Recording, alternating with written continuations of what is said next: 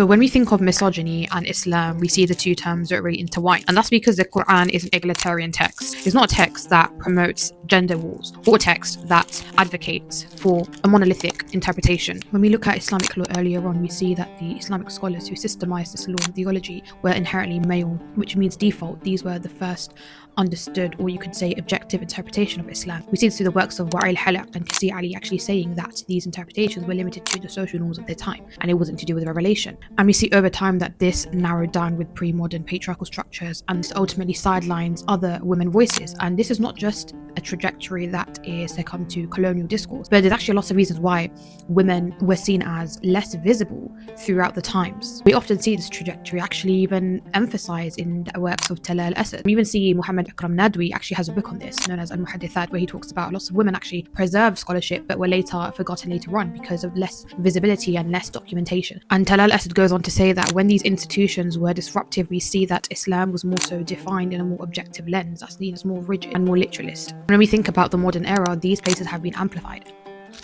So the algorithm essentially amplifies simple, rigid understandings of a certain thing rather than nuanced, pluralistic interpretations. These forms of understandings of Islam have become more visible and amplified in these online societies and spaces.